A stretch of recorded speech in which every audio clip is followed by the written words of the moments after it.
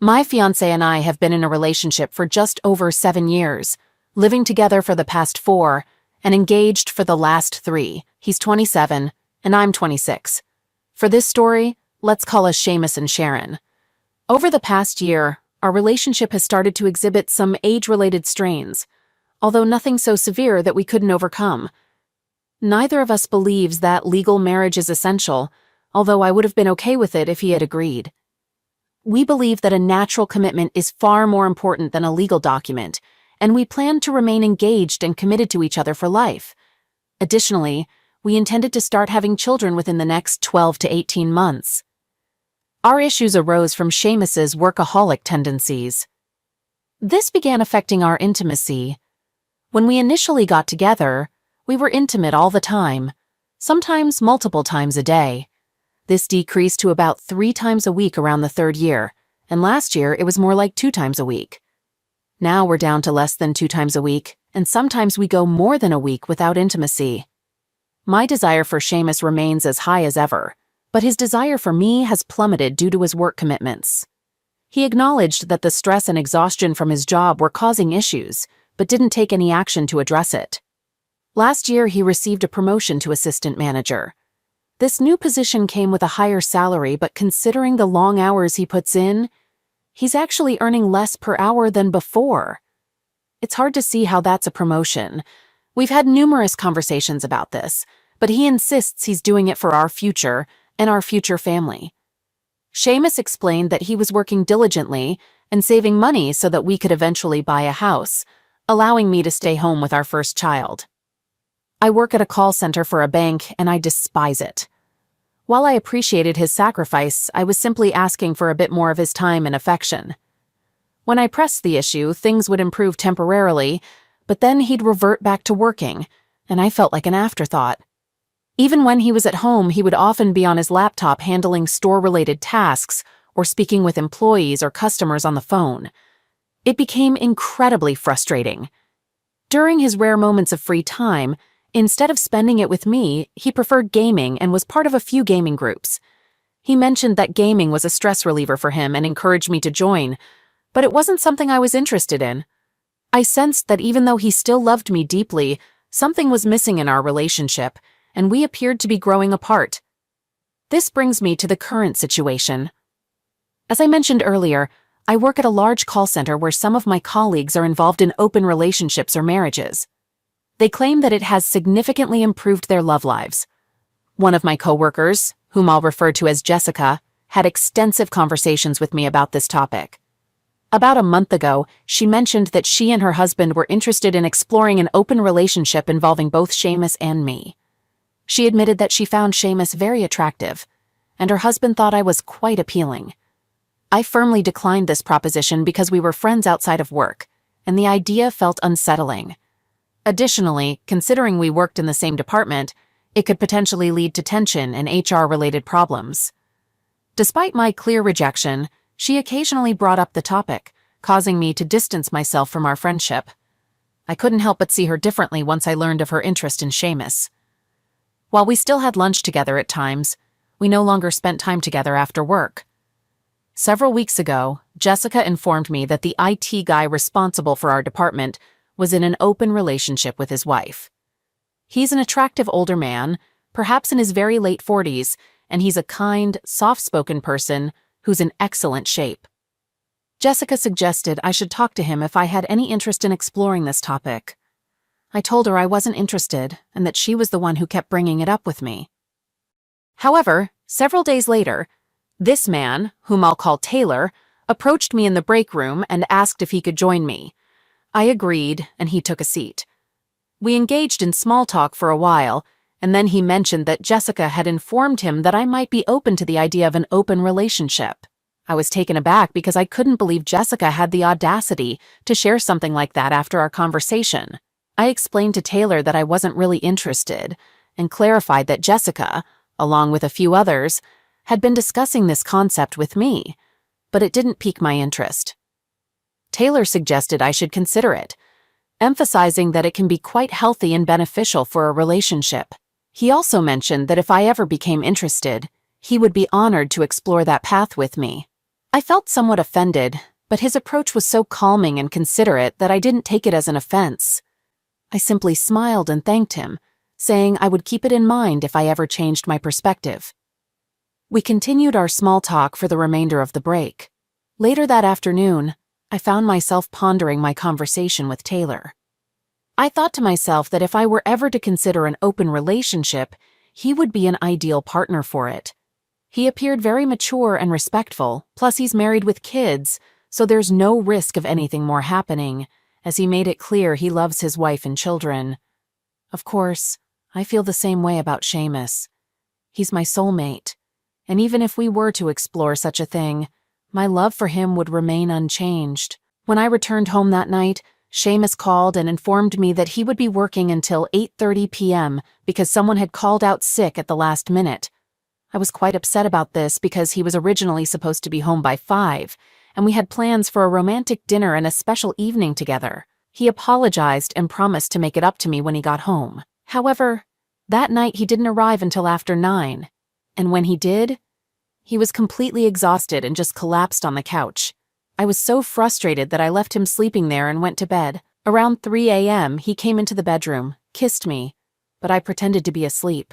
I was just so upset by his apparent disregard for me. The following morning, he left for work early and gave me a quick peck on the lips, but I didn't respond with a kiss. Later in the morning, he called to apologize once more for the previous night, but then immediately mentioned that his district manager had made a surprise visit to their store. He explained that he and his manager would be going out to dinner with him after work. I responded sarcastically, telling him to share something I wasn't already aware of. He inquired about what I meant, and I pointed out his habit of returning home late. I asked him when was the last time he came home at a reasonable hour. He concluded the call by expressing his love for me. All I managed to say was, "All right, bye," before hanging up. I was visibly upset, so I requested an early lunch break, which my manager approved. While I was in the lunchroom, Taylor noticed my distress and came over to sit with me. He could tell that I was quite upset and began talking to me in his soothing manner. By the end of my break, I felt considerably better. Before we returned to work, he invited me to join him and some of his IT colleagues for happy hour. He suggested it would be beneficial for me to go out and not spend the evening alone at home. Feeling somewhat obliged since Taylor had cheered me up and made me feel better, I agreed to go with him to happy hour. During our time there, we had a great conversation. We discussed his marriage in detail and how he and his wife were going through something similar to Seamus and me. Taylor mentioned that opening up their relationship had actually saved their marriage, and they are still happily together to this day. After we left happy hour, I felt that tonight might be a good time to broach the subject with Seamus and gauge his reaction. Seamus arrived home around 9, and I asked him about his meeting with his district manager. He said it went well.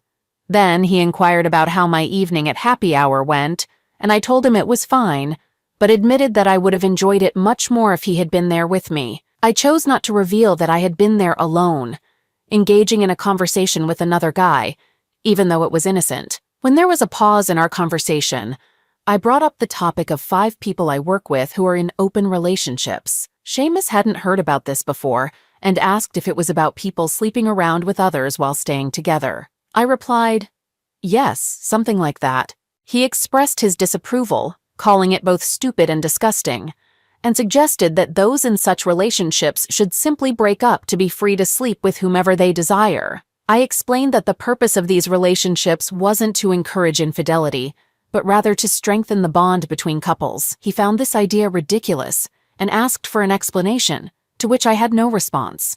That's when I mentioned Jessica and her husband. He questioned if I was joking, and I assured him I wasn't.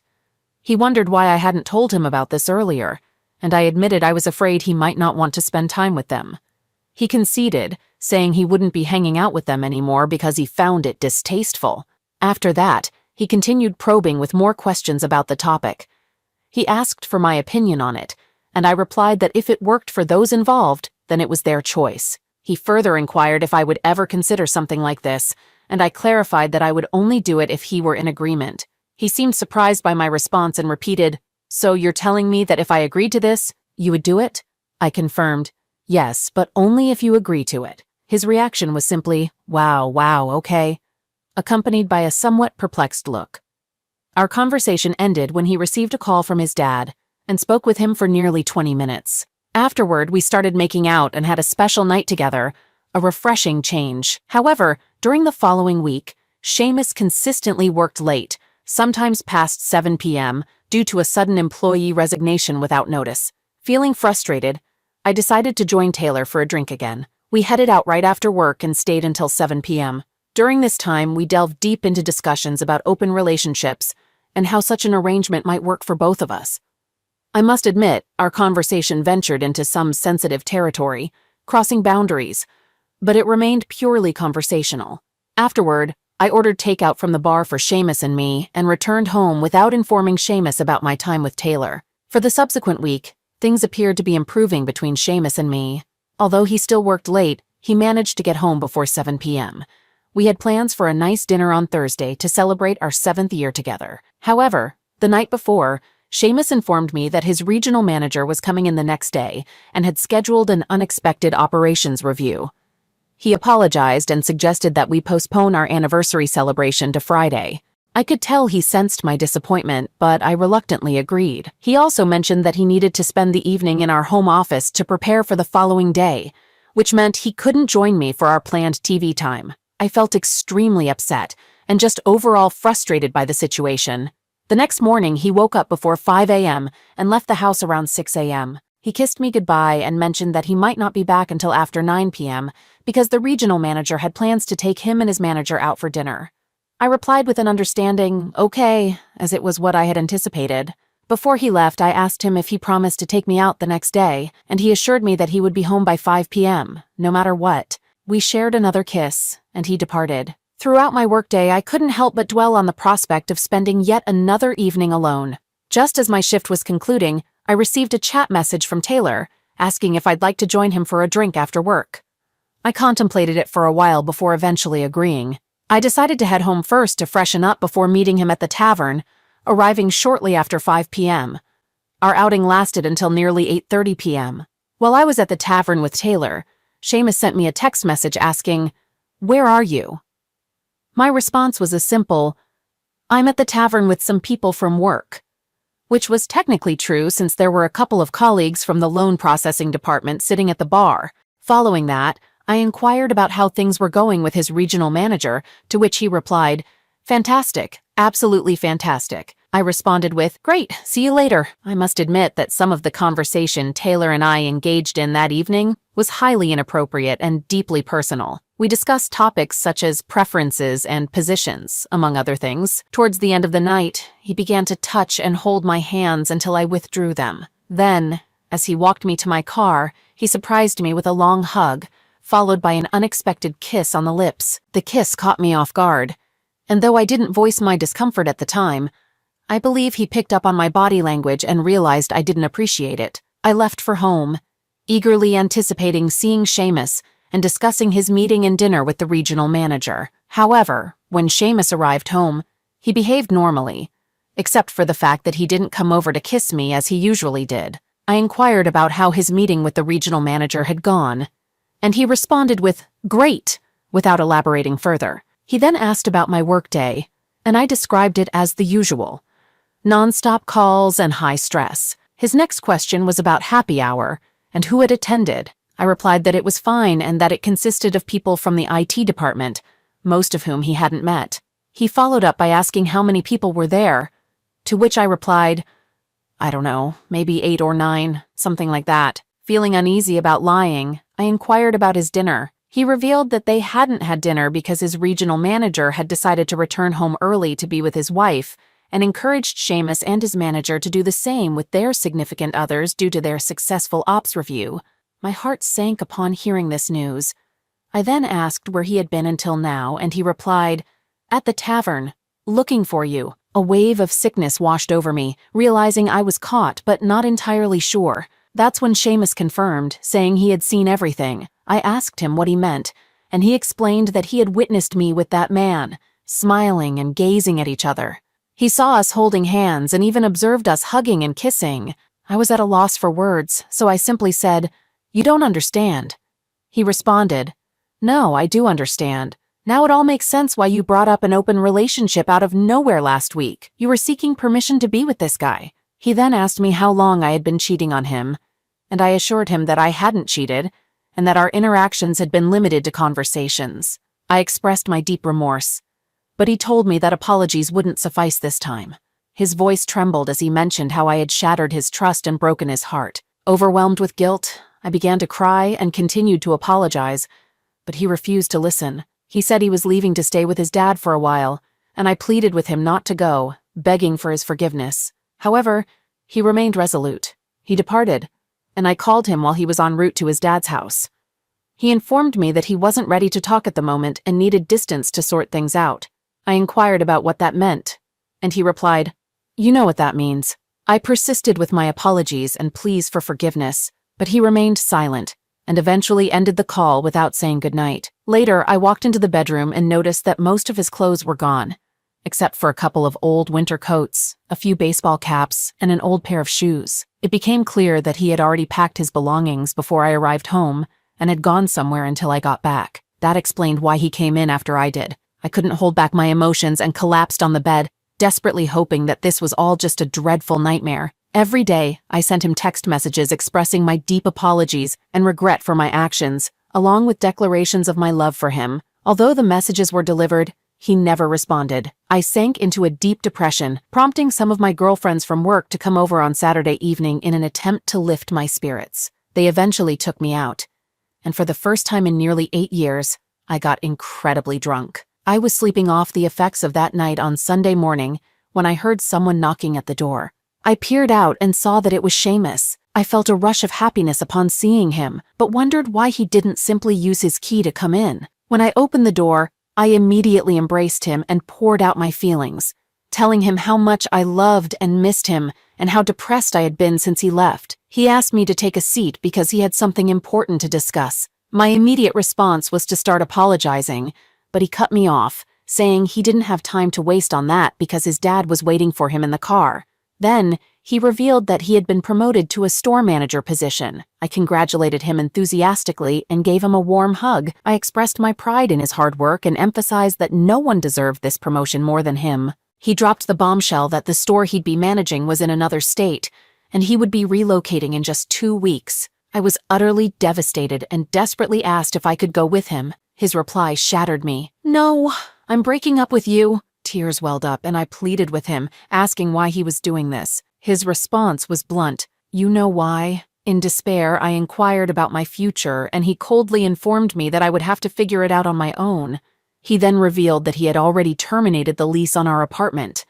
Fortunately, the rental manager agreed to reduce the remaining 8 months of the lease to just 60 days. Rents in our area had significantly increased since we signed the lease, and the landlord could easily rent it out at a higher rate. Seamus mentioned that he had taken care of the final lease payment, but if I wished to remain in the apartment after 60 days, I would need to sign a new lease. He was well aware that I couldn't afford to live there without him since he covered 2/3 of our living expenses. He informed me that I could keep all the furniture and the commitment ring he had given me. I couldn't hold back my tears and pleaded with him for another chance, but his response remained firm. "No, it's over." In my distress, I rushed to the bathroom, fearing I might throw up. When I returned, he had disappeared. I called him, desperately wanting to talk, but he explained that his dad was waiting and he had to leave. My attempts to converse with him were in vain. The rest of the morning was spent on the bathroom floor, a combination of crying and feeling sick to my stomach. In the afternoon, 2 of my work friends came over and immediately noticed how distraught I was. They asked for my mom's contact information, called her, and explained the situation, telling her that I needed her because Seamus had ended our relationship. Mom made the 3-hour drive and arrived late last night, Sunday evening. Now it's early Monday morning and I've been a restless wreck all night. So here I am, putting my thoughts on paper, seeking any advice on what steps to take next. Is there anything I can do to make this right? I'm aware that technically I cheated on Seamus by engaging in secret conversations with Taylor. However, it's crucial to note that we didn't go beyond a kiss and a hug. And remember, he initiated the kiss. I didn't respond to it. I've truly learned my lesson and would never repeat such a mistake. If Seamus decides to give me another chance, I promise I won't let him down. Right now, I'm facing the darkest period of my life, and I could really use some love and support. Thank you for taking the time to read this. Feel free to ask if you have any questions. Update. 74 days after my initial post. Hello, everyone. I'm returning because many of you have been asking about my situation. Currently, I'm in a really tough spot, and I've moved back to my parents' house. When the lease ended, I left my job at the bank, and with the help of my dad, mom, and brother, we moved my belongings back home, and they are now stored in the garage. To say that I'm broken right now would be an immense understatement. My mental state is worse than words can describe. Without my family's support, I don't know where I'd be at this moment. In fact, I might not even be here. I'm overwhelmed with regret and yearn to turn back time and make better choices. Looking back, I now see everything so clearly and understand what I foolishly gave up. To make things even worse, about a week before I left to return home, I bumped into Seamus's father at the gas station. We've always had a good relationship, and we chatted for around 15 minutes. During our conversation, he revealed that Seamus had come looking for me at the restaurant on the night I was with Taylor. He wanted to share the news of his promotion and ask me to go with him. Hearing this completely devastated me. I've had a couple of phone conversations with Seamus since he moved.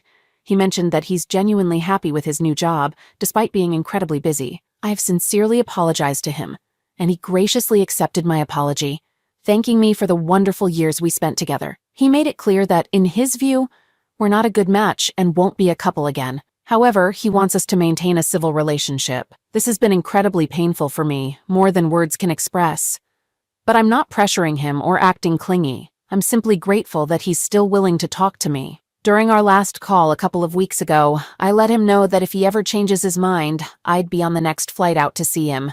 So that's pretty much the update for now. I have my first therapy session scheduled for next week, and over the past week I've submitted job applications to several places. Please remember me in your prayers, and I genuinely appreciate all the support and kindness you've extended to me, even though we're complete strangers.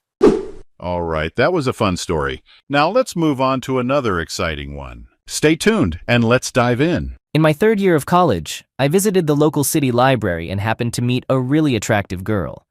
I struck up a conversation with her, and we chatted for a while. She mentioned she was single, so we exchanged email addresses. Unlike me, she wasn't a college student. Instead, she was studying for a clerical position at a hospital. We exchanged emails for a bit, but it was a challenge to find a suitable time for a date since she was always working, and I had my school commitments. Eventually, I discovered that she was going through a tough time with her ex-boyfriend. She wanted to break up with him, but didn't want to let me go because she claimed to have genuine feelings for me and believed in my promising future. Our casual dating began a few months after that fateful library encounter. We embarked on exciting dates, explored new places together, and spent countless hours discussing our dreams and goals. The more time we shared, the more I realized how much I cherished her companionship. We shared many laughs, and she possessed a remarkable ability to brighten even my darkest days. After a couple of months of casually dating, I started noticing that our time together was increasing significantly. It felt like we were already in an unofficial monogamous relationship, and I was perfectly fine with that. My feelings for her had deepened, and I could sense that she felt the same way about me. Although we both had separate living spaces, we had plans to move in together once my current lease expired. It seemed like a natural progression for our relationship, and we were both enthusiastic about sharing a home. She explained that she had cut ties with her ex-boyfriend after their breakup due to his irresponsible behavior. He refused to pay rent and had children from different women. While her past was somewhat troubling, I trusted her judgment and believed she had made the right choice. However, as our relationship developed, there were instances when I couldn't shake the feeling that she was hiding something. She occasionally didn't answer her phone or took an unusually long time to respond to my texts, leaving me feeling frustrated and anxious. I tried to dismiss these concerns, thinking that perhaps she was simply busy or preoccupied with other matters. But after days of uncertainty, I finally gathered the courage to address the issue directly. I wanted her to be open and honest with me. When I confronted her, she disclosed that her ex-boyfriend was stalking her. It was an astonishing revelation, and I found myself torn between believing her story or not. My mind was filled with doubts and questions. Despite my uncertainty, I decided to approach her explanation with caution. One day, as I was returning from a friend's house, I had a hunch that she might be at home, so I decided to pay her a visit. It wasn't meant to be a surprise. In those days, we didn't have cell phones like we do now, and I had dropped by unannounced a couple of times before. As I approached the door of her apartment, to my astonishment, I encountered a man exiting her place. He was carrying a large box, and we passed each other in the hallway. I couldn't help but feel startled by this discovery, particularly since she had previously informed me that he was stalking her. It didn't add up to me that she would permit him into her apartment if their relationship was genuinely hostile. She assured me that he had come to retrieve his belongings, and the supposed stalking was due to some of his property still being in her possession. However, as she continued to assert this explanation, I couldn't help but begin to question whether she might be manipulating the truth. The whole situation appeared dubious, and I couldn't shake the persistent suspicion that there might be more to the story than she was disclosing. At that point in our relationship, I found myself at a crossroads, uncertain if I could place full trust in her. As the semester drew to a close, our impending plan to move in together approached, but my doubts lingered. Following the incident with her ex-boyfriend, she became remarkably affectionate, going the extra mile to express her love through cooking for me and thoughtful gifts. Part of me suspected that she might have sensed my uncertainty and was attempting to rekindle our romance. I must admit, I was easily swayed by such gestures, and over time, she slowly began to regain my trust. As we took the step of moving in together and our relationship deepened, I believed everything was going smoothly. However, one unexpected day, she brought up the idea of an open relationship out of nowhere. I was taken aback, as I had never contemplated such an arrangement before. She spoke about the potential freedom and liberation it could offer, but I was unsure how to respond. So I chose to remain silent, hoping she would abandon the topic. Little did I realize that this was merely the start of a revelation that would challenge my understanding of our relationship. During an intimate moment, she began sharing her desires regarding engaging in sexual encounters with multiple partners. At the time, it felt like a form of foreplay, and I didn't give it too much thought in the heat of the moment. However, once our passion had cooled, her words lingered in my mind, and I couldn't shake the feeling that she might genuinely want to turn this fantasy into a reality. My mind was consumed by these thoughts, and I found myself deeply contemplating the potential consequences of such a proposition. I began to question whether our love and commitment to each other were sufficient for her, and the idea of sharing her with someone else stirred up unsettling feelings within me. The uncertainty surrounding whether I could accept this weighed heavily on my emotions. This unexpected revelation left me torn and confused, leaving me unsure of how to navigate the situation. It led me to doubt the strength of our love as it seemed our desires were diverging. As I grappled with my emotions, I recognized the need to take some time to process everything before making any decisions about our future.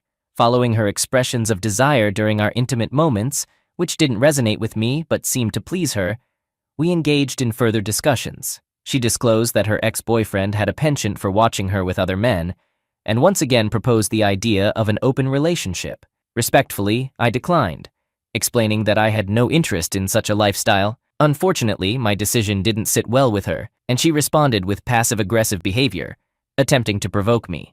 Her efforts to irritate me didn't yield the desired results, so she gradually became less affectionate and even withheld intimacy as a way of expressing her frustration, likening my behavior to that of a child. This situation began to weigh heavily on me, occupying my thoughts and causing my academic performance to suffer due to a lack of concentration in school. After careful deliberation, I made the difficult choice to terminate the relationship. Upon returning home, I mustered the courage to convey my feelings to her, explaining that I no longer wanted to continue the relationship and that it would be best for her to find another place to live. Regrettably, her reaction was marked by anger, and she resorted to physical aggression, accompanied by hurtful name-calling and desperate pleas in an attempt to change my decision. However, I had already resolved to move forward with my studies and focus on my future, believing that there was no room for such drama in my life. The next day, she startled me by claiming to be pregnant. I approached this claim with skepticism, wondering if it might be a tactic to manipulate me into reconsidering our breakup. Nonetheless, she sent me photos of pregnancy test results, seemingly attempting to validate her assertion. Despite this evidence, I remained resolute in my choice to end the relationship, as I couldn't shake the nagging suspicion that she might have obtained the results from various sources to deceive me. As time went on, the situation became more worrisome. 2 months later, she messaged me, telling me that she had missed her period once again. Then, 4 months later, she sent me a photo of her growing baby bump. During this period, mutual friends informed me that they had seen her with other men, including her ex-boyfriend. This led me to consider the possibility that I might not be the father of her child. However, I couldn't ignore the fact that we had engaged in unprotected intercourse around the time of her pregnancy. Though I usually use a protection, there was still a chance that something might have gone wrong, adding to my uncertainty. Given that I was in my final year of college and quite young, I felt unsure about how to handle the situation. Nevertheless, I was aware that if the child was indeed mine, I had a responsibility to step up and be a responsible father. Throughout her pregnancy, she vehemently asserted that the child could only be mine, despite my lingering doubts about her involvement with other men during our relationship. Reluctantly, I went along with her claims. Coincidentally, I happened to be out of town when the baby was born, and she tried to reach me. However, this was in a time before cell phones were prevalent, so communication was limited. I had traveled to a different city with a college friend for a weekend getaway, partly to avoid being at home during the birth, as I had growing doubts that the child might not be mine. After the baby's birth, I visited them a few times in the following weeks. Not long after that, my parents told me that she had come to their house and introduced the baby as their new grandson. They were thrilled and looking forward to being grandparents.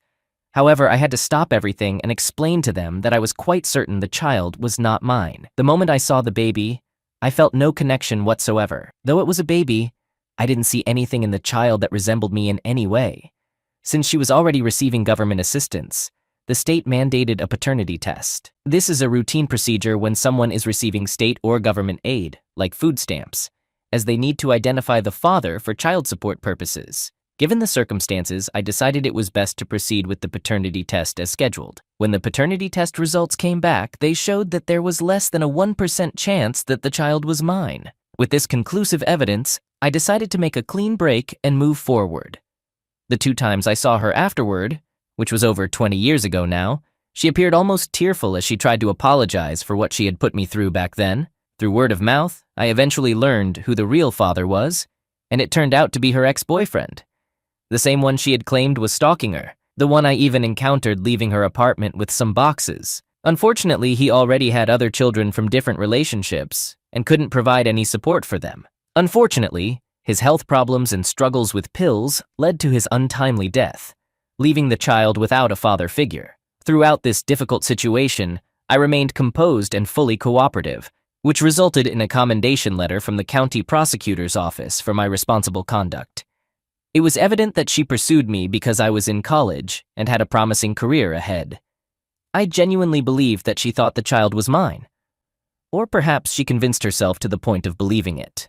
While I didn't hold any resentment toward her, the combination of how she handled the situation, her suggestion of an open relationship, and the infidelity was enough for me to decide to end the relationship.